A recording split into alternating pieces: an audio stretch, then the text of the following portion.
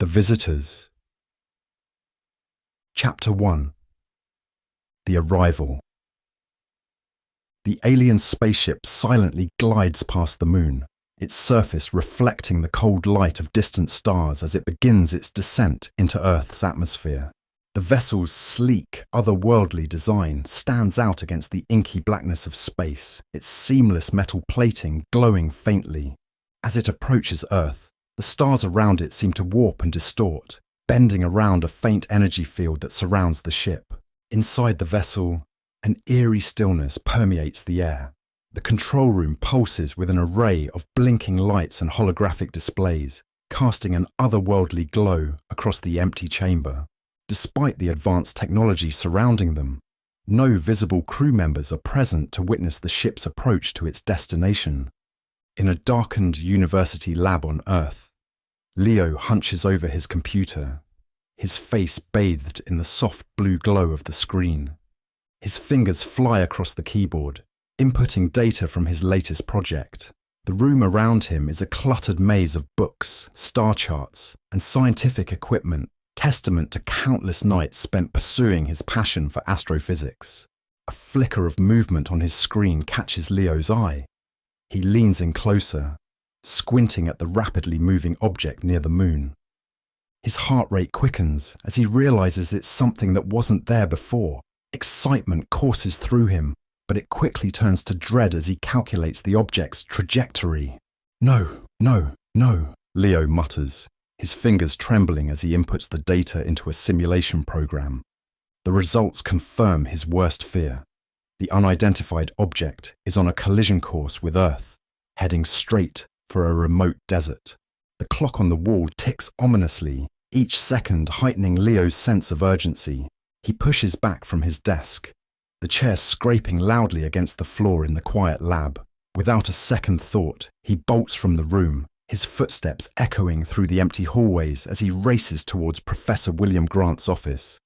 Leo's breath comes in short gasps as he bursts through the door, not bothering to knock. "Professor Grant," he exclaims, his voice strained with panic. "You need to see this. There's an object, I think it might be a spacecraft, heading straight for Earth." Professor Grant looks up from his desk, his expression unnervingly calm. The office is meticulously organized, a stark contrast to the chaos of Leo's lab. Framed academic certificates and photos of scientific expeditions line the walls, a testament to Grant's distinguished career. "Leo," Grant says, his voice steady and cold, "take a breath and calm down. What exactly do you think you've seen?"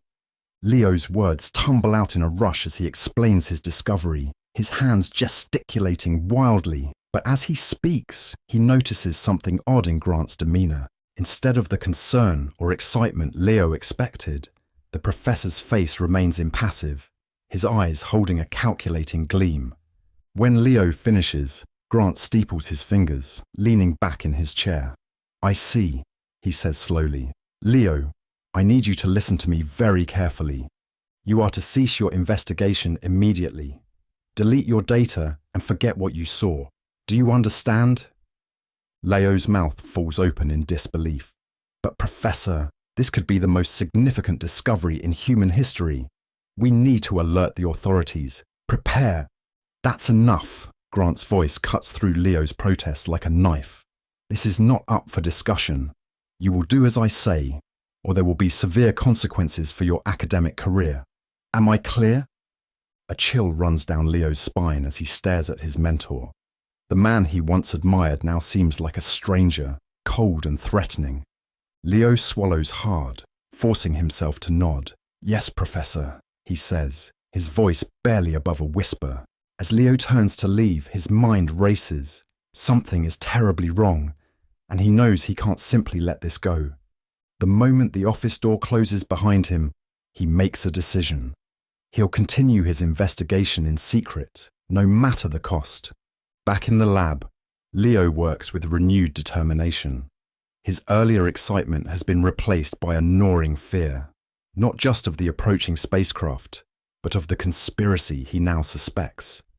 He glances over his shoulder repeatedly, painfully aware that he might be watched. Leo's hands tremble slightly as he transfers the data to a portable device. The room's only light comes from his computer screen, casting long shadows that seem to flicker with his growing paranoia. He knows he's risking everything. His academic career, possibly even his safety. But the truth is too important to ignore. As the data transfer completes, Leo pockets the device and begins to erase all traces of his discovery from the university computers. His heart pounds in his chest, every small noise making him jump, but beneath the fear, a steely resolve takes hold. He will uncover the truth, no matter what it takes. Miles above the Earth's surface, within the alien vessel, 16-year-old Mira wanders through the ship's corridors. Her surroundings are a curious blend of sleek, futuristic design and strange organic textures. The air feels charged with an unfamiliar energy, and Mira can't shake the feeling that something is different. She's lived on this ship for as long as she can remember, but today the atmosphere is thick with tension. The adults, usually calm and composed, move with an urgency she's never seen before. Their hushed conversations and furtive glances only serve to heighten Mira's curiosity. As she rounds a corner, she overhears a snippet of conversation between two adults. "The meeting is approaching," one says, their voice low and urgent. "The descent has begun." Mira's heart quickens. The descent? What could that mean? She's never known the ship to change its course or behavior. Driven by an insatiable need to understand, Mira makes a split-second decision.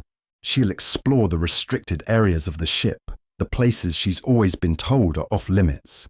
With practiced stealth, Mira slips away from the main corridors. She moves silently, her years of quiet observation paying off as she avoids the adults' notice.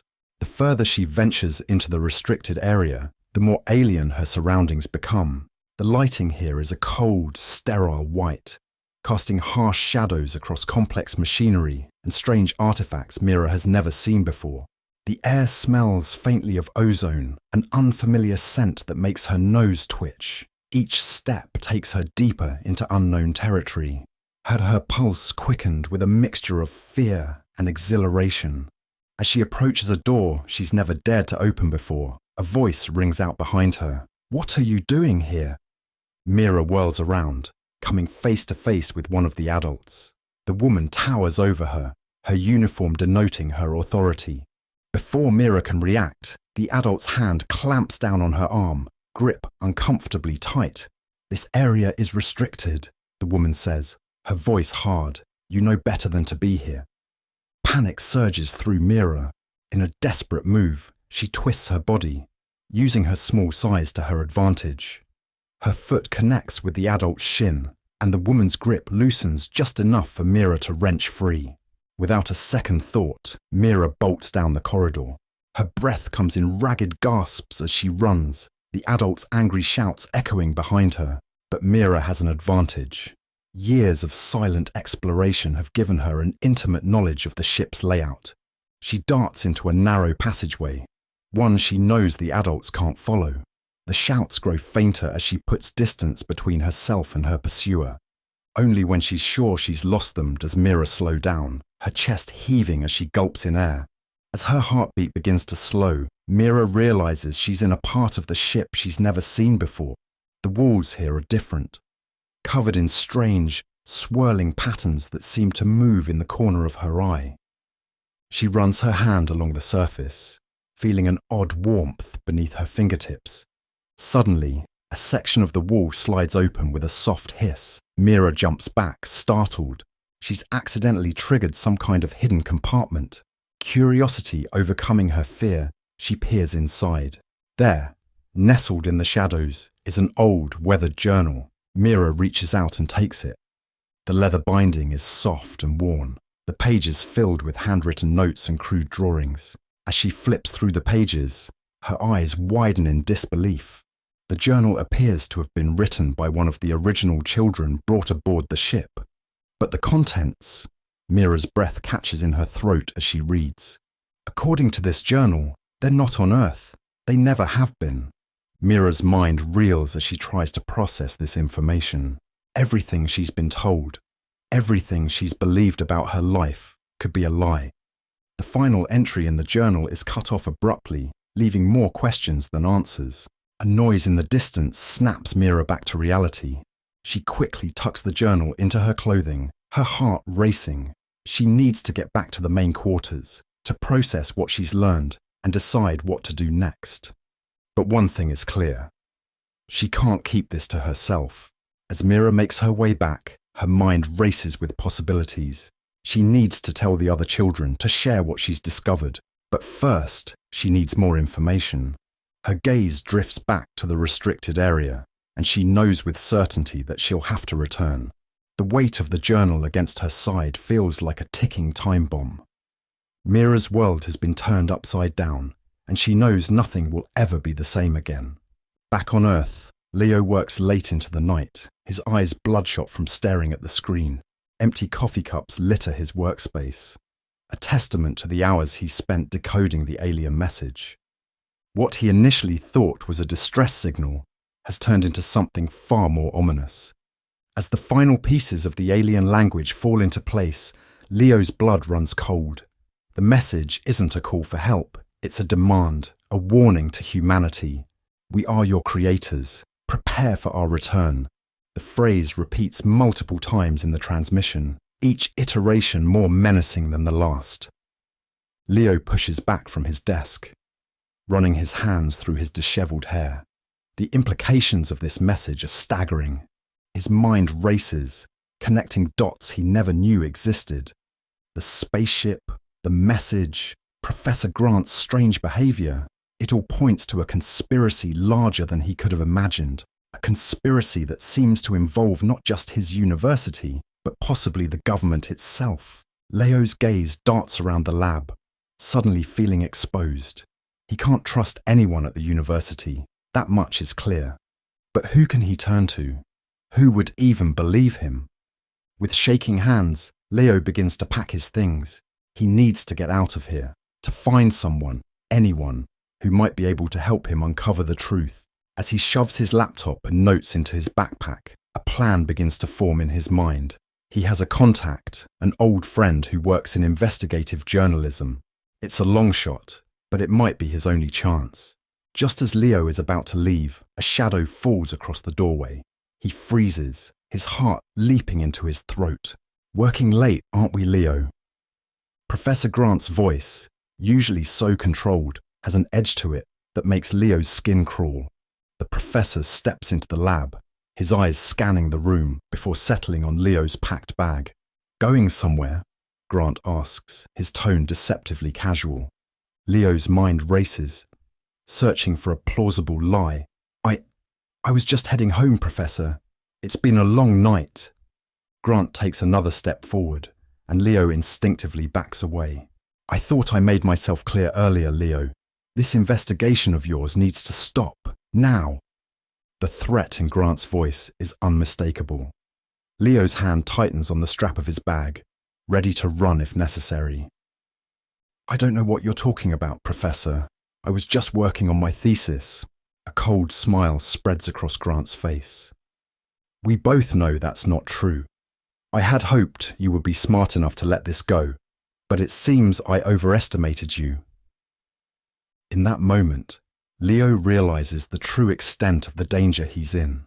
This isn't just about academic consequences anymore. The look in Grant's eyes tells him that much more is at stake. With a sudden burst of adrenaline, Leo darts past Grant, shouldering him aside as he races for the door. He hears the professor shout behind him, but he doesn't look back. His feet pound against the floor as he runs through the empty corridors, his breath coming in sharp gasps. He bursts out of the building into the cool night air, not slowing his pace. His car is parked a block away, and he prays he can reach it before Grant or anyone else catches up to him. As Leo runs, the crushing sense of responsibility from his discovery presses down on him. The fate of humanity could rest on what he does next. He just hopes he can stay alive long enough to do something about it. Unbeknownst to Leo, his every move has been monitored. In his dimly lit office, Professor Grant sits before a computer screen, its glow casting eerie shadows across his face. An encrypted communication channel is open, displaying a shadowy figure whose identity is carefully obscured. "The situation is under control," Grant reports, though there's a hint of concern in his voice. "The boy is smarter than we anticipated, but he won't get far." The figure on the screen remains silent for a moment before speaking, their voice distorted. "See that he doesn't. We're too close to let a curious student jeopardize everything. Take care of it, Grant, by any means necessary." Grant's expression hardens as the implications of those words sink in. "Understood," he replies, his tone grim. As the communication ends, Grant leans back in his chair, contemplating his next move. The stakes are higher than ever, and he knows failure is not an option. As the first light of dawn breaks over the horizon, two parallel stories unfold, one on Earth and one high above it. Leo races through the city streets, constantly looking over his shoulder, desperate to uncover a truth that could change everything. And on the alien ship, Mira clutches a worn journal to her chest, her world turned upside down by the secrets she's discovered. Both are on a collision course with a reality far bigger than they ever imagined. As the alien ship continues its silent approach to Earth, the countdown to a confrontation that will shape the future of humanity ticks ever closer to zero. The truth is out there, hidden in plain sight, and now the race to uncover it has begun. Chapter 2. Countdown to Chaos. The alien spaceship descends from the sky, its massive form casting an ominous shadow over the barren desert landscape. With a thunderous impact that sends shockwaves rippling across the sand, the vessel touches down, kicking up a thick cloud of dust that obscures it from view. As the haze settles, the ship's exterior begins to shimmer with an eerie pulsating light. The smooth, metallic surface seems to absorb and reflect the sun's rays in impossible ways, creating a mesmerizing display that draws the eye and chills the soul. Suddenly, every major broadcast network worldwide flickers to life. Screens large and small display the same haunting image, a cold, unfeeling countdown timer. The numbers tick down relentlessly, each second bringing humanity closer to an unknown fate. Leo's decoded message flashes across the screens, its words burning into the consciousness of all who see it. 24 hours to comply. Prepare for judgment. Panic spreads like wildfire. News anchors struggle to maintain composure as they report on the unprecedented event. Social media explodes with theories, prayers, and desperate pleas for information. In the halls of power, world leaders sit in stunned silence, the burden of responsibility for an entire planet's fate pressing down upon their shoulders. In his cramped dorm room, Leo's fingers fly across his keyboard, desperately trying to contact anyone who might listen. His eyes, bloodshot from lack of sleep, dart between multiple screens as he fires off emails to government agencies, scientific institutions, and anyone else he thinks might be able to help. "This is Leo Spencer from Oak Ridge University," he types frantically. "I've decoded a message from the alien spacecraft. We're in imminent danger. Please, you have to listen." Before he can hit send, the screen goes black. Leo's heart leaps into his throat as he watches his carefully crafted messages vanish one by one. A chill runs down his spine as a familiar voice crackles through his computer speakers. "I thought I made myself clear, Mr. Spencer." Professor Grant's cold tone cuts through the silence. "Your continued interference is not appreciated." Leo's hands ball into fists, frustration and fear warring within him. "Professor, you don't understand. The whole world is at risk. We can't just sit back and... Enough." Grant's voice rises, a hint of anger breaking through his usual composure. "You will cease this foolishness immediately, or the consequences will be severe, not just for you, but for everyone you care about. Am I understood?" The line goes dead, leaving Leo in suffocating silence. He stares at his blank screens, the reality of his situation crashing down upon him. The conspiracy runs deeper than he ever imagined, its tendrils reaching into the very institutions he once trusted. A movement outside his window catches Leo's eye. His blood runs cold as he spots several men in dark suits moving purposefully through the campus quad. Their eyes scan the buildings, and Leo knows with chilling certainty that they're looking for him. Adrenaline surges through his veins as he springs into action. Leo grabs his backpack, shoving in his laptop and a handful of essential items. His mind races, trying to formulate a plan as he moves. The campus, once a sanctuary of learning, has become a trap closing in around him. Leo eases his door open, peering cautiously into the hallway. It's empty for now, but he can hear voices and footsteps echoing from the stairwell. His heart pounds in his chest as he slips out, moving as quietly as possible towards the service entrance at the back of the building. The fluorescent lights flicker overhead, casting strange shadows that seem to reach for Leo as he makes his way through the maze of corridors. Every sound makes him jump, his imagination conjuring images of dark-suited men waiting around each corner. As he rounds a bend, Leo comes face to face with one of the operatives.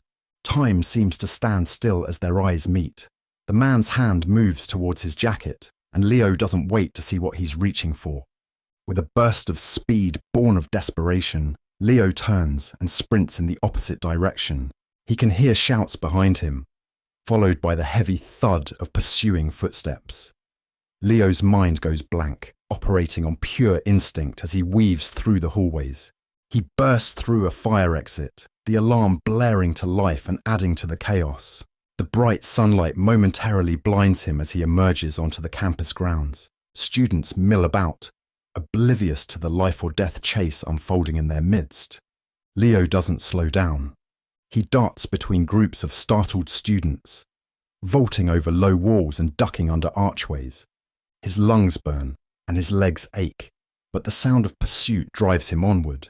As he rounds the corner of the science building, Leo spots Salvation, the main lecture hall, its doors propped open as students file in for a class. Without hesitation, he makes a beeline for the entrance, slipping inside just as he hears the operatives rounding the corner behind him. The lecture hall is a sea of students, their chatter filling the air as they settle into their seats. Leo's chest heaves as he tries to catch his breath. Making his way to an empty seat near the back, he hunches down, trying to make himself as small and inconspicuous as possible. The doors burst open, and Leo's pursuers enter, their eyes scanning the crowd. Leo holds his breath, every muscle in his body tense as he waits for the moment of discovery. But after what feels like an eternity, the men withdraw, apparently deciding he's not there. As the adrenaline begins to ebb, the full weight of Leo's situation crashes down upon him. He's alone, hunted, with the fate of the world possibly resting on his shoulders. As the professor at the front of the hall begins his lecture, Leo's mind races, trying to figure out his next move. Miles above the Earth's surface, Mira huddles in her hidden alcove, the mysterious journal clutched tightly in her hands.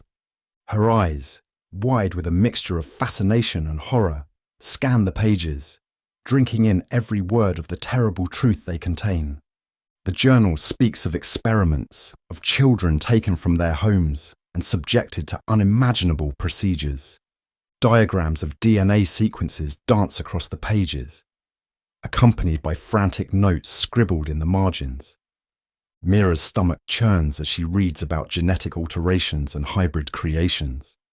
Subject 23 shows promising adaptation to the new genetic sequences, one entry reads. Increased cognitive abilities noted, along with enhanced physical resilience. Further testing required to stabilize the alien DNA integration. Mira's free hand unconsciously moves to her arm, tracing a faint scar she's had for as long as she can remember. A chill runs down her spine as she wonders, for the first time, about its true origin.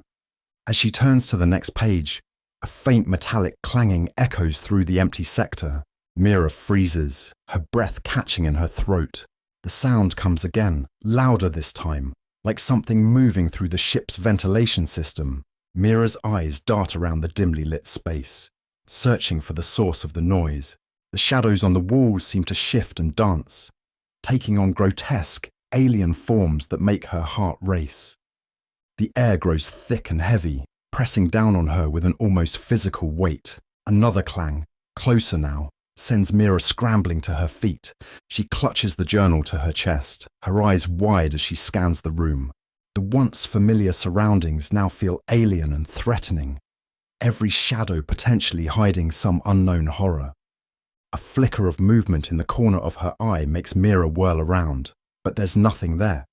Just more shifting shadows and the ever-present hum of the ship's systems.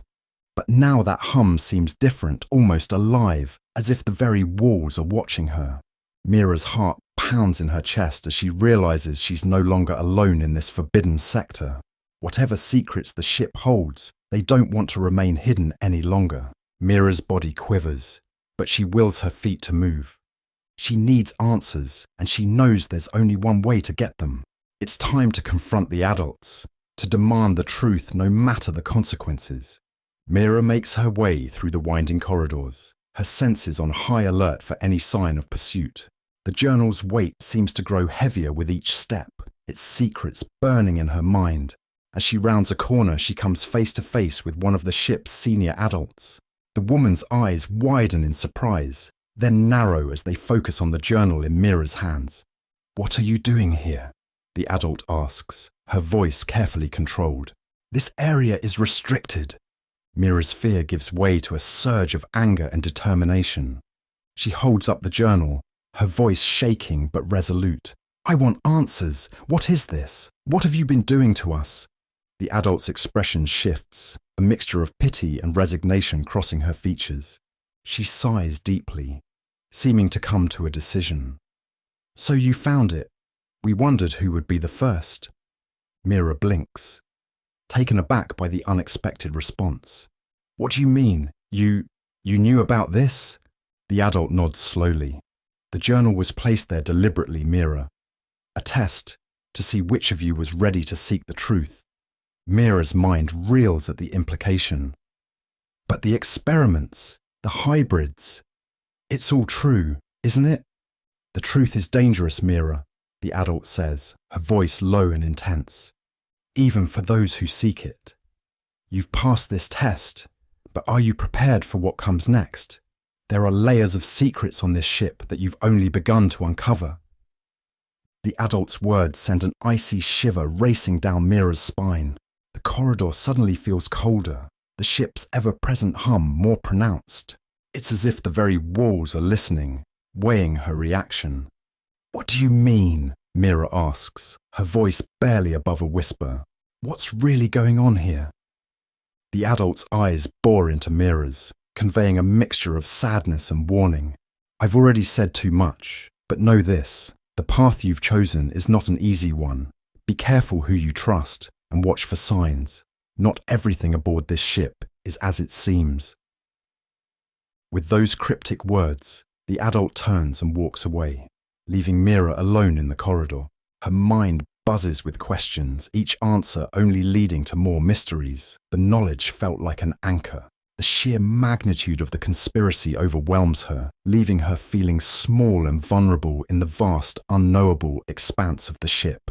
As Mira makes her way back to her quarters, her thoughts are a chaotic whirlwind.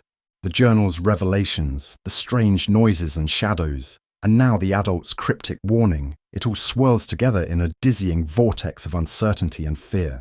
She enters her small room, the door sliding shut behind her with a soft hiss. The familiar space, once a comfort, now feels claustrophobic. Mira sinks onto her bed, the journal open in her lap. Its pages a damning testament to the lies she's been living. Through the small window, stars streak by in endless rivers of light. Mira stares out at them, wondering for the first time if she's ever truly seen the real sky. Has her entire life been nothing but an elaborate deception? The adult's words echo in her mind. The truth is dangerous, even for those who seek it. Mira's hands shakes nervously as she traces the diagrams in the journal.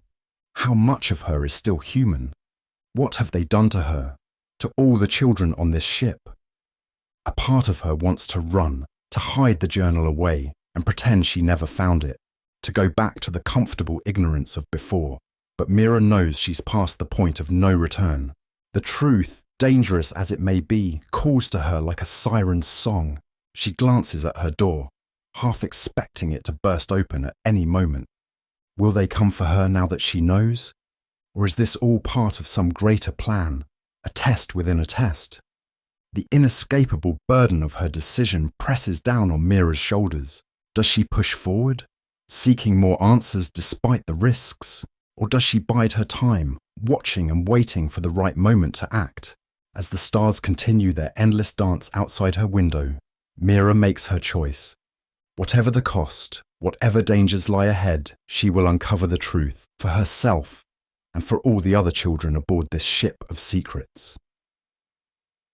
Back on Earth, Leo emerges from the lecture hall, his heart still pounding from the near miss with the corporate operatives. The campus, once a place of safety and learning, now feels like a minefield. Every passing face could be an enemy, every shadow a potential threat.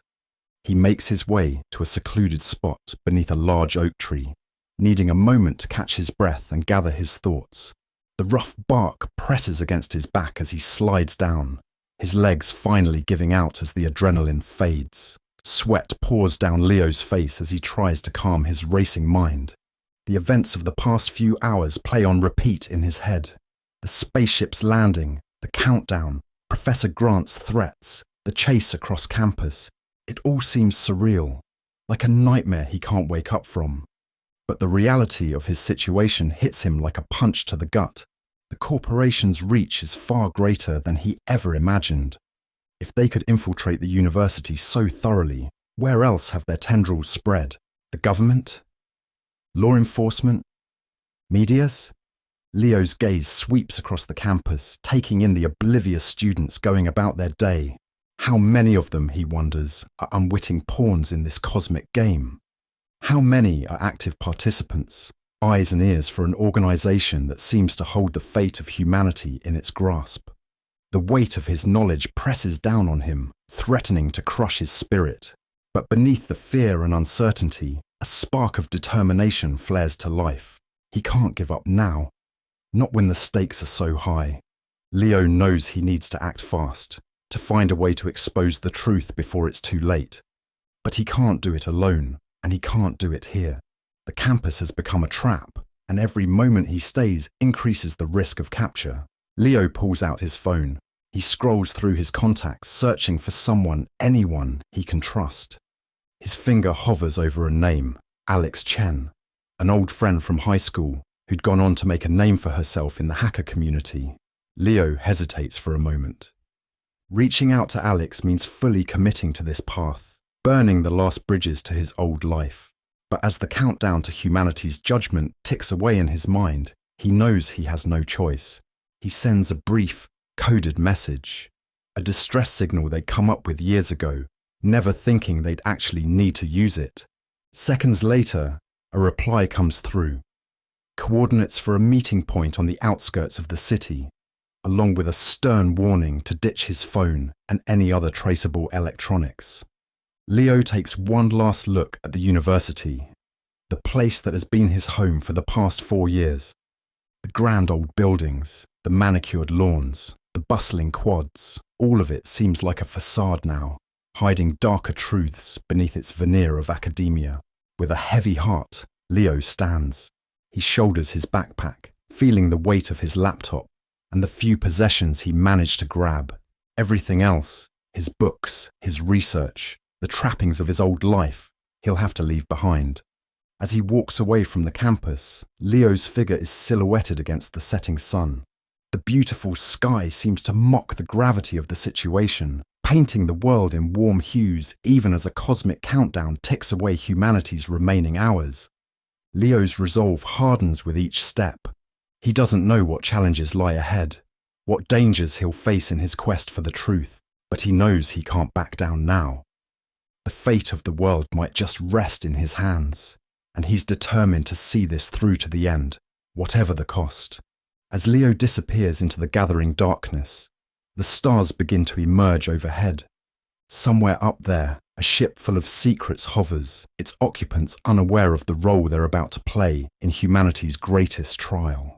And on both fronts, in the vastness of space and on the streets of a city gripped by unseen forces, the battle for truth and survival is about to begin.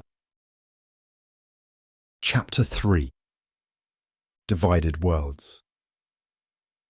The alien voice cuts through the air, emotionless and unrelenting. Every screen, radio, and device across the globe broadcast the same chilling message. 12 hours remain. Comply or face irreversible consequences. Panic has erupted in the streets of every major city. In New York, the usual bustle of Times Square gives way to chaos as people flee in all directions, their faces etched with fear. In Tokyo, the neon-lit streets become rivers of terror as citizens scramble for shelter. Paris, once the city of light, now burns with the fires of riot and desperation. Government agencies worldwide crumble beneath the pressure of countless calls. Emergency lines jam, leaving millions in a state of helpless anxiety. The tension in the air is palpable, a heavy blanket of dread smothering any remnant of hope. In Washington, D.C., frantic officials rush through the corridors of power, their voices rising above the din of ringing phones and blaring alarms. "We need a decision now," a senior advisor shouts, slamming his fist on the Oval Office desk. The president, his face ashen, stares at the countdown ticking away on every screen. The burden of the world's future presses down on his shoulders, paralyzing him in this crucial moment. Across the ocean, in a dimly lit basement hideout, Leo hunches over a battered laptop. His eyes, red-rimmed from lack of sleep, dart between multiple news feeds. Each one tells the same story, but with a sickening twist that makes his stomach churn. "Rogue scientist behind alien hoax," one headline screams. Another flashes his university ID photo, labeling him as public enemy number 1.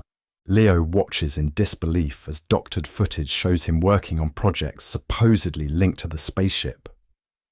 "This is Leo Spencer," a polished news anchor declares, her voice dripping with disdain. "The man responsible for the greatest deception in human history. Authorities are offering a substantial reward for any information leading to his capture." Leo's fists clench, his nails digging into his palms. How did it come to this? Just days ago, he was a promising astrophysics student. Now, he's the most wanted man on the planet. A statement from the corporation flashes across the screen. Their spokesperson, impeccably dressed and radiating false sincerity, faces the camera. "We at Global Tech are as shocked and appalled as everyone else by Mr. Spencer's actions. We denounce this elaborate hoax in the strongest possible terms and are cooperating fully with authorities to bring this dangerous individual to justice." Leo's bitter laugh echoes in the empty room. The irony is almost too much to bear. The very organization responsible for the abductions and experiments now positions itself as the victim, and the world is buying it. He switches off the laptop, plunging the room into darkness. Leo knows he can't stay here much longer. The net is closing in, and he needs to keep moving if he has any hope of exposing the truth. Gathering his meager supplies, Leo prepares to venture out into the city's underbelly. He pulls on a worn hoodie, tugging the hood low over his face. Every move is calculated, every step potentially his last as a free man. The tunnels beneath the city are a maze of darkness and decay. Leo's footsteps echo off the damp walls as he navigates through the labyrinth. The stench of sewage and despair fills his nostrils, a constant reminder of how far he's fallen. He pauses at an intersection, straining his ears for any sign of pursuit. The distant rumble of the city above filters down, punctuated by the occasional scurry of rats. Leo pulls out a small, battered radio, tuning it to catch snippets of news. Riots in major cities, military mobilization, hybrid threat. Each fragment of information is another nail in the coffin of hope. Leo leans against the cold wall, exhaustion threatening to overwhelm him. His stomach growls, a harsh reminder that he can't remember the last time he ate. As he contemplates his next move, a flicker of movement catches his eye. Leo tenses, ready to bolt, but the figure that emerges from the shadows is no threat. It's a young boy, no more than 12, his face gaunt with hunger. "You're him, aren't you?" the boy whispers, eyes wide with a mixture of fear and awe. The alien guy from the news. Leo's heart skips a beat. Has he been recognized? Is this the end of his run?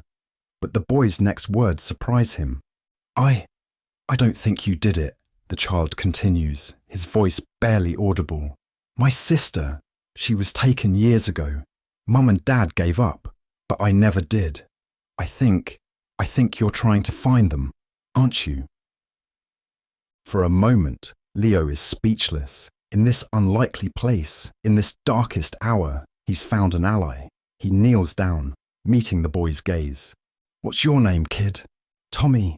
Well, Tommy, Leo says, his voice thick with emotion. You're right, I am trying to find them, and I promise you, I won't stop until I do. As Leo and Tommy share a moment of understanding in the depths of the city, miles above the Earth's surface, Mira works feverishly in a hidden corner of the alien ship. Her fingers fly over a makeshift console, a chaotic blend of human and alien technology. Sweat beads on her forehead as she inputs the final commands. Her heart pounds in her chest, a mix of fear and desperate hope. This is it. Her one chance to make contact with Earth, to find an ally in the fight against the lies that have defined her existence. The console crackles to life, emitting a series of high-pitched beeps. Mira holds her breath, waiting for a response. Seconds stretch into minutes, each moment of silence crushing her spirit a little more.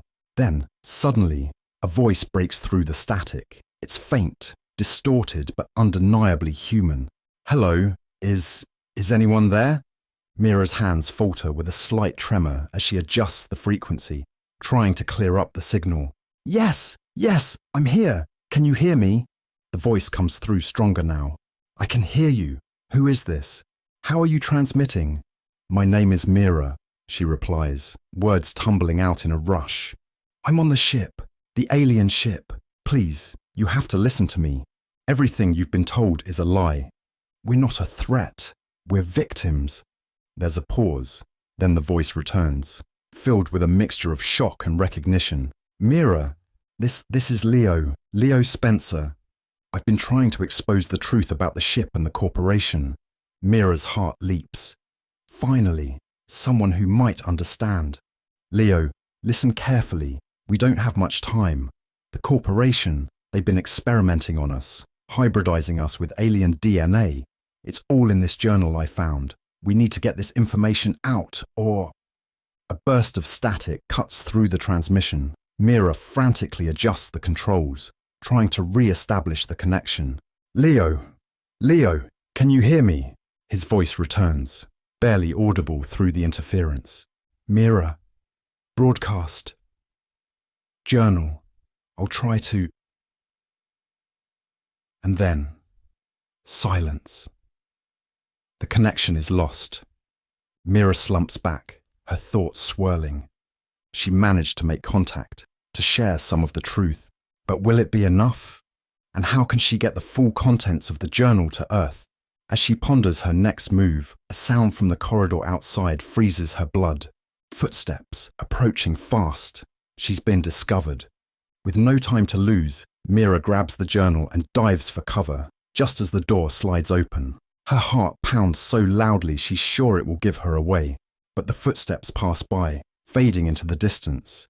Mira lets out a shaky breath. She knows what she has to do now.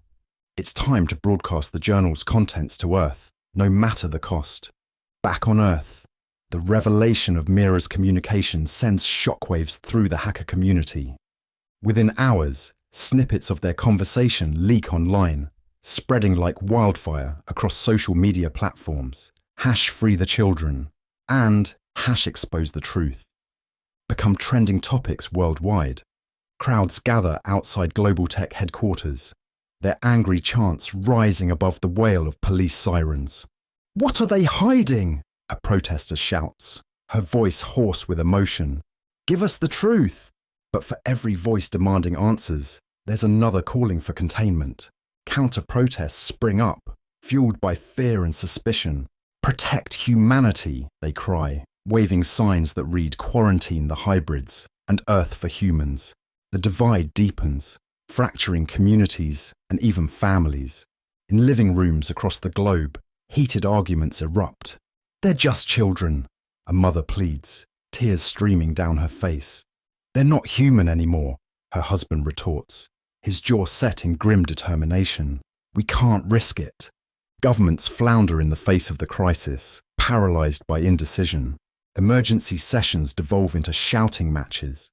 Diplomacy giving way to primal fear. In the midst of this chaos, Mira steels herself for what might be her final act of defiance. She stands before the ship's main communications array, the decrypted journal clutched tightly in her trembling hands. This is it, the moment of truth. With a deep breath, Mira begins the transmission. "People of Earth," she begins, her voice stronger than she feels. "My name is Mira. I'm one of the children aboard the alien ship. What I'm about to share with you is the truth, the real truth, about who we are and what's been done to us." As Mira's words flow out into the ether, carrying with them the damning evidence contained in the journal, she fails to notice the shadows moving behind her. The adults burst into the room, their faces masks of cold fury. Mira whirls around, her eyes wide with fear, but she's not going down without a fight. She ducks under the grasp of the first adult, using her smaller size to her advantage. Mira darts between consoles, her fingers flying over controls, locking doors and plunging sections of the ship into darkness. An adult lunges for her, but Mira is quicker. She slides under a table, emerging on the other side just as her pursuer crashes into it. The journal is clutched tightly to her chest, a lifeline in the chaos, but she's outnumbered, and they know the ship better than she does. An arm wraps around her waist, lifting her off her feet. Mira kicks and struggles, her elbow connecting with something solid. She hears a grunt of pain, and suddenly she's free. She doesn't look back, doesn't stop to think. Mira runs, her feet pounding against the metal floor. She can hear them behind her, gaining ground with every second. A maintenance hatch looms ahead.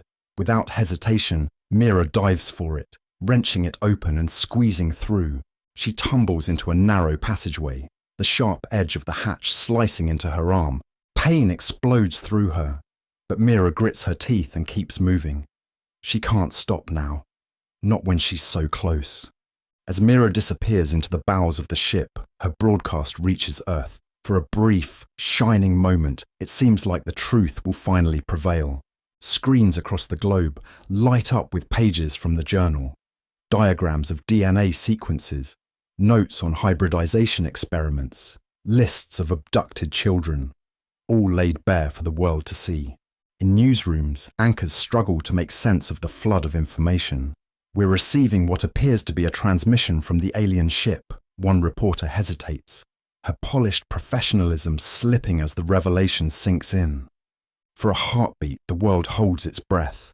The truth, in all its terrible glory, is finally out there.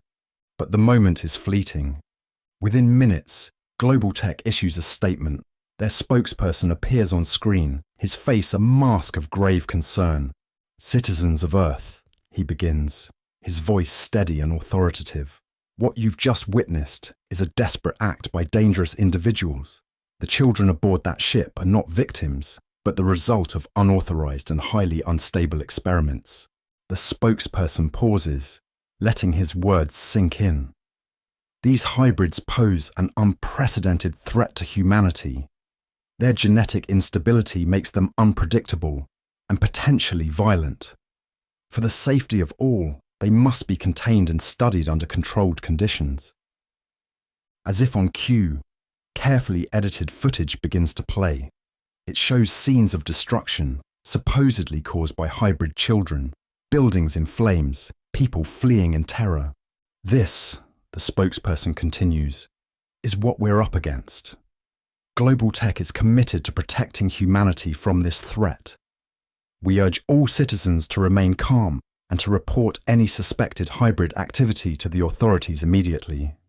The damage is done. What should have been a moment of truth becomes fuel for an even greater deception. The world erupts into chaos. In the streets, clashes between pro-hybrid and anti-hybrid groups turn violent. Riot police struggle to maintain order as cities burn. Governments issue conflicting statements. Some side with global tech, mobilizing military forces to secure areas near potential hybrid locations. Others call for an independent investigation, but their voices are drowned out in the sea of fear and confusion. At the United Nations, an emergency session quickly devolves into a shouting match. Accusations fly as diplomats abandon decorum in the face of perceived existential threat. "This is an act of war," one representative thunders, pounding his fist on the podium. "We demand immediate action to neutralize the hybrid threat," another chimes in. But there are those who resist the tide of fear. "These are children we're talking about," a softer voice pleads. "We can't abandon our humanity in the name of security." As the world teeters on the brink of catastrophe, Leo listens to the reports of global unrest with growing horror. He paces in a dimly lit basement, surrounded by old computers and scattered papers. The burden of guilt clung to him, dragging him down. "What have I done?" he mutters, running a hand through his dishevelled hair. The news reports paint a grim picture: riots, military mobilization, calls for drastic action against the hybrid threat. Leo realizes with a sinking feeling that he's inadvertently given the corporation more power. His attempts to expose the truth have backfired spectacularly, pushing the world closer to the brink of disaster. But he can't give up now. Too much is at stake. With trembling hands, Leo pulls out an encrypted phone. He stares at it for a long moment, weighing his options. What he's about to do is incredibly risky, but he's out of alternatives. Taking a deep breath, Leo dials a number he swore he'd never use again. It rings once, twice, 3 times. Leo's heart pounds in his chest, each second stretching into eternity. Finally, a gruff voice answers. "This better be good, kid." "Professor Reeves," Leo says, his voice barely above a whisper. "It's Leo. I need your help." There's a long pause on the other line. When Reeves speaks again, his tone is cautious. "Leo, do you have any idea what kind of shitstorm you've stirred up?" I know, Leo replies, desperation creeping into his voice. "But you have to listen to me. Everything you've heard, everything they're saying about me and the hybrids, it's all a lie. The corporation, they're behind everything. The abductions, the experiments, all of it." Another pause. Leo can almost hear the gears turning in his old mentor's head. "That's a hell of a claim, Leo," Reeves finally says. "You better have some damn good evidence to back it up." Leo closes his eyes, relief washing over him. Reeves hasn't hung up. There's still a chance. "I do," Leo says firmly. "But I can't do this alone. I need your help, Professor. You're the only one I can trust." As Leo pleads his case to his former mentor, Mira fights for her life in the bowels of the alien ship. The ventilation system is a maze of darkness and claustrophobia, barely wide enough for her to crawl through. Every movement sends waves of pain through her injured arm. Blood seeps from the wound, leaving a trail that she knows her pursuers will follow. But Mira pushes on, driven by the knowledge that she can't let them win. The journal, clutched tightly to her chest, is her only hope of exposing the truth. The ship's metal walls seem to close in around her, amplifying every sound. Mira's ragged breathing echoes in the confined space, mingling with the distant shouts of her pursuers. She grits her teeth against the pain, using the journal as both guide and motivation. "Just a little further," she whispers to herself, though she has no idea where she's going. Every junction, every turn could lead to safety or straight into the arms of her captors. After what feels like hours of crawling through the darkness, Mira spots a faint light ahead. Hope surges through her, giving her a final burst of energy. She pushes forward, emerging into a small, dimly lit room. For a moment, Mira allows herself to believe she's found safety, but as her eyes adjust to the light, her heart sinks. This isn't a haven, it's a trap. Standing before her, imposing and unreadable, is the ship's commander. Mira has seen them before, always from a distance, always surrounded by an aura of authority and mystery. But now, face to face, she realizes this is someone she never suspected to be involved in the conspiracy. Mira, the commander says, their voice calm but dripping with condescension. I must admit, you've led us on quite a chase. Mira backs away, her eyes darting around the room for an escape route, but there are none. She's cornered, trapped like an animal. Why? Mira demands, her voice trembling despite her attempt at bravery. Why did you do this to us? The commander's lips curl into a cold smile. Oh, Mira, you still don't understand, do you? Everything you've done, every move you've made, it was all anticipated, planned for. You've played your part perfectly. Mira's mind reels. What are you talking about? The journal, the broadcast, your little act of rebellion. It was all part of our agenda, the commander explains, each word hitting Mira like a physical blow. We needed the world to see the hybrids as a threat, and thanks to you, they do. The realization crashes over Mira like a wave of ice water.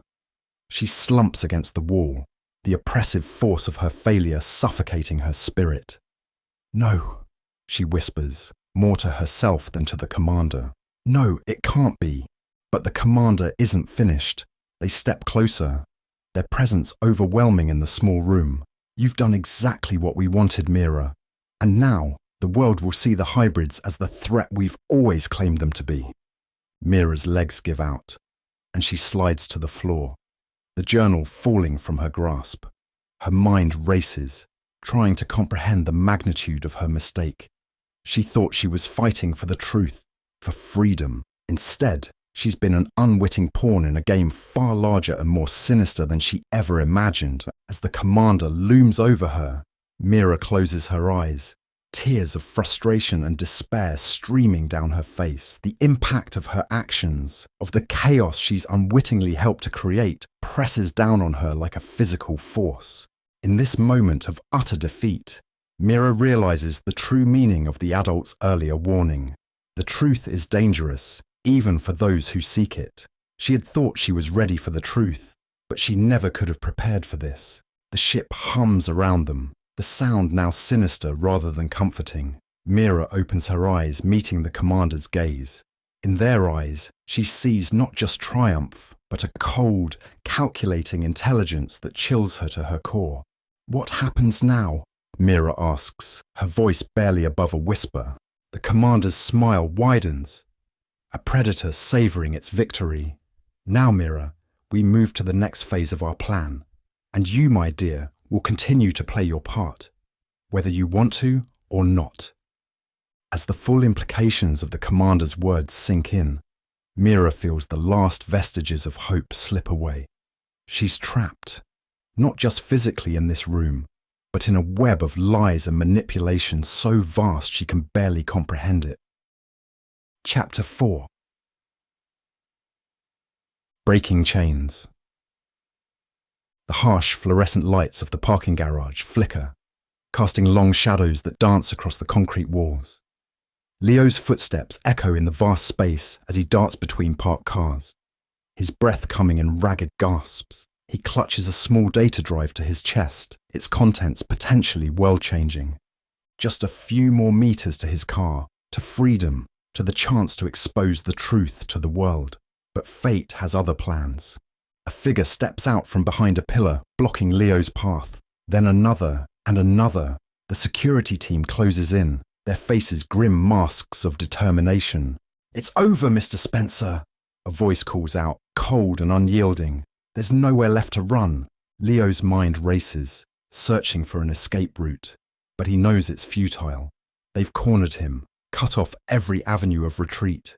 His legs tremble, adrenaline and exhaustion warring within him. "Please," Leo pleads, his voice cracking. "You don't understand. The world needs to know the truth."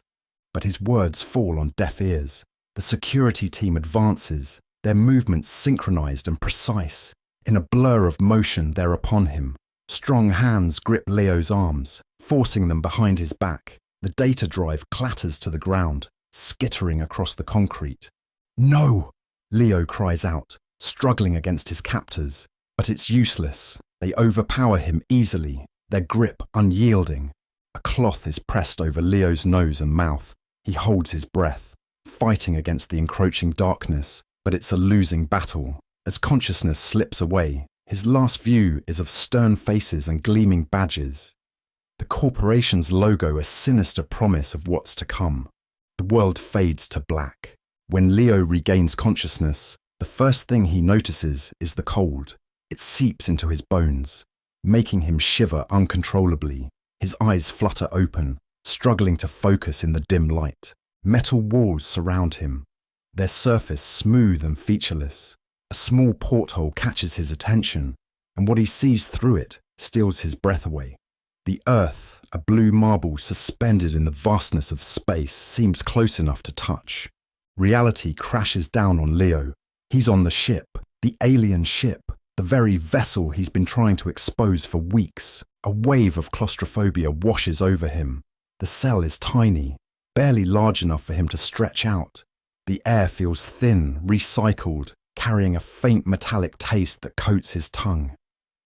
Leo's mind races, trying to piece together how long he's been here, what might be happening on Earth. Has anyone noticed his disappearance? Are they looking for him? Or has the corporation's propaganda machine already spun a tale to explain away his absence? A sound from outside his cell catches his attention, whispers, barely audible over the constant hum of the ship's engines. Other prisoners. "Hello," Leo calls out, his voice hoarse. "Is anyone there?" The whispers cease abruptly, replaced by a tense silence. Then, so quietly he almost misses it, a reply comes. "You're the one from Earth, aren't you?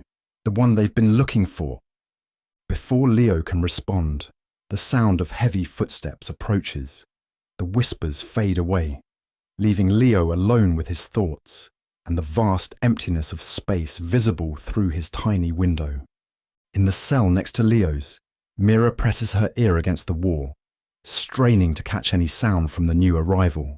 The guards had been unusually agitated earlier, their hushed conversations hinting at a significant capture. Could it be him? The ally she'd spoken to briefly, the one who had been fighting to expose the truth on Earth? Mira's heart races with a mixture of hope and fear. If it is him, what does that mean for their chances? Has Earth abandoned them entirely? As the guard patrol passes, Mira makes a decision. She needs to see him, to talk to him, to find out what he knows and what's happening on the planet she's never truly known. She waits, counting the seconds between guard rotations, a rhythm she's memorized over countless sleepless nights. When the moment is right, she slips out of her cell, using a makeshift lockpick she'd fashioned from scavenged materials. The corridor is dimly lit, the emergency lights casting an eerie blue glow. Mira moves silently, her bare feet making no sound on the cold metal floor. She reaches Leo's cell and peers inside. Their eyes meet, and for a moment, time seems to stand still. Recognition flashes between them, an instant connection forged through shared struggle and desperation. "You're Leo," Mira whispers, her voice barely audible. "I'm Mira. We spoke before." Leo nods, moving closer to the cell door. "Mira," he breathes, relief evident in his voice. I wasn't sure if I'd ever actually find you." Their hands reach for each other instinctively, fingertips brushing through the bars. The contact sends a jolt through both of them, a spark of hope in the darkness that surrounds them. "We don't have much time," Mira says urgently. "The guards will be back soon. What happened? How did they catch you?" Leo's face falls. The toll of his failure was evident in the slump of his shoulders. "I was so close," he murmurs. "I had evidence, real evidence to expose everything. But they were waiting for me. They knew, somehow." Mira's mind races, processing this new information. "The corporation's reach is greater than we thought," she says grimly. "But we can't give up. Not now." Leo nods, a flicker of determination returning to his eyes. "You're right. We're here, together. There has to be something we can do." As they speak in hushed tones, Mira quickly fills Leo in on the ship's layout, the adults' routines, the other children. Leo listens intently, his astrophysicist's mind already working on possibilities. The ship's energy systems, he muses. If we could disrupt them somehow. Mira's eyes widen. Create a diversion. Leo nods. More than that, if we do it right, we could cause a ship-wide blackout. In the chaos, we could free the others, Mira finishes, excitement building in her voice. They spend the next hours planning, Leo guiding Mira through the technical aspects of the sabotage. Mira manages to sneak a maintenance manual from a nearby storage room, and together they pore over its contents, formulating their strategy. As the ship's night cycle approaches, Mira reluctantly returns to her cell, her mind buzzing with the details of their plan. For the first time in what feels like forever, a spark of real hope burns in her chest. The next day passes in a blur of tension and anticipation. Mira goes through her usual routines, careful not to arouse suspicion, all while mentally rehearsing each step of their plan. When the moment finally arrives, Mira's heart pounds so loudly she's sure the entire ship must hear it. She slips out of her cell, moving with purpose towards the main energy conduit. The corridor housing the ship's power core thrums with barely contained energy. Cables as thick as Mira's arm line the walls, pulsing with an otherworldly blue light. The air crackles with electricity, making the hair on Mira's arms stand on end. She pulls out the makeshift tool she and Leo had cobbled together from scavenged parts. Its crude design belies its potential for chaos. Taking a deep breath, Mira approaches the main conduit. She can feel the energy radiating from it, an invisible force that makes her skin tingle. "Here goes nothing," she whispers, and plunges the tool into the conduit. For a heartbeat, nothing happens. Then, with a sound like thunder, the ship plunges into darkness. Alarms blare, their wail piercing through the sudden silence of the dead engines. Emergency lights flicker to life, bathing the corridors in an eerie red glow. Mira doesn't wait to see the full effects of her handiwork. She turns and runs, her feet flying over the metal floor as she races back towards the cells. All around her, chaos erupts. She can hear the adults shouting, their footsteps echoing as they rush to contain the damage. The ship shudders beneath her feet, as if protesting the disruption to its systems. Mira reaches the cell block, her hands shaking as she works to release the locks. One by one, doors swing open, confused and frightened faces peering out. "Come on," she urges, gesturing for the other children to follow. "This is our chance." She reaches Leo's cell last, flinging the door open. He steps out, blinking in the red emergency lighting, a grin spreading across his face. "It worked," he says, a note of awe in his voice. Mira nods, allowing herself a brief moment of pride. Now comes the hard part. Together, they lead the group of freed children through the ship's winding corridors. Their destination, the communications center. It's their one chance to tell the world the truth, to expose the corporation's lies once and for all. They encounter little resistance. Most of the adults are occupied with the ship's failing systems, leaving their path relatively clear. Those few who do try to stop them are quickly overwhelmed by the sheer number of determined children. When they reach the communication center, Leo takes charge. His fingers fly over the alien console, adapting quickly to the unfamiliar technology. "Okay," he says after a tense few minutes. "I think I've got it. We're broadcasting to every frequency I can access. This should reach most of Earth." Mira steps up to the makeshift camera they've jury-rigged. She takes a deep breath, steeling herself for what comes next. "People of Earth," she begins, her voice strong despite her racing heart. "My name is Mira. I am one of the children you've been told to fear, but we are not your enemies. We are victims, just like you." As Mira speaks, telling their story, other children step forward. They share their experiences, the experiments performed on them, the lies they were told. Leo provides context, explaining the corporation's involvement and the true nature of the alien threat. Their broadcast spreads across the globe like wildfire. In homes, offices, and public squares, people gather around screens, watching in stunned silence as the truth unfolds before them.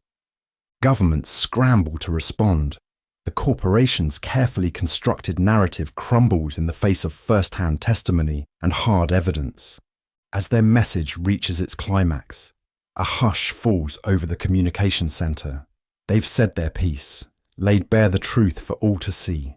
Now they wait for the world's response. But before that response can come, a soft voice speaks up from the back of the room. There's more to the story, it says, calm and clear. More that even you don't know. The children part, revealing a figure that looks no different from the rest of them. But as they step forward, there's an otherworldly quality to their movement, a stillness in their pale blue eyes that speaks of something beyond human. I am not like you, the child says, addressing both their fellow captives and the watching world. I am what you would call a true alien, placed here to oversee this project. A collective gasp ripples through the room. Mira and Leo exchange shocked glances, their minds reeling from this new revelation. The alien child continues, their voice steady and without emotion. Humanity now faces a choice. The hybridization program was more than an experiment. It was preparation. You must now decide. Will you accept these children, these hybrids, as your own? Integrate them into your society. Protect them as you would any of your young. They pause, letting the significance of the words settle in. Or will you reject them? If you do, know that my species considers them our kin. Your decision will have consequences. The ultimatum hangs in the air, its implications staggering. The fate of humanity, it seems, rests on how they treat these children they've been taught to fear. As the aliens' words fade, a heavy silence falls over the communication center. The children look to each other, fear and uncertainty written across their faces. Even Leo, usually quick with a response, seems at a loss for words. It's Mira who finally breaks the silence. She steps forward, her chin lifted in defiance. Whatever humanity decides, she says, her voice firm, we will face it together. We are more than experiments. We are people with hopes and dreams and the right to live freely. Leo moves to stand beside her, nodding in agreement. Mira's right, he adds, addressing the camera and the watching world. These children have been victims long enough. They deserve a chance at a real life, whether on Earth or elsewhere. His words seem to galvanize the other children. They gather around Mira and Leo, a united front in the face of an uncertain future. The alien child watches this display with an unreadable expression. The choice has been presented, they say simply. Now we wait. As the broadcast ends, Leo and Mira find themselves drawn to the ship's main viewport. The Earth hangs before them, a beautiful blue marble suspended in the vastness of space. So close, yet in many ways more distant than ever. What do you think will happen? Leo asks, his voice barely above a whisper. Mira is quiet for a long moment, her eyes fixed on the planet she's never truly known. When she speaks, there's a wry smile on her face. You know, we always thought we were learning about the past. Turns out we were preparing for the future. Leo nods, understanding the weight of her words. Whatever comes next, whether acceptance or rejection, peace or conflict, it will shape the course of human history. As they stand there, shoulder to shoulder, Leo feels a sense of resolve settling over him. The fight isn't over. In many ways, it's only beginning.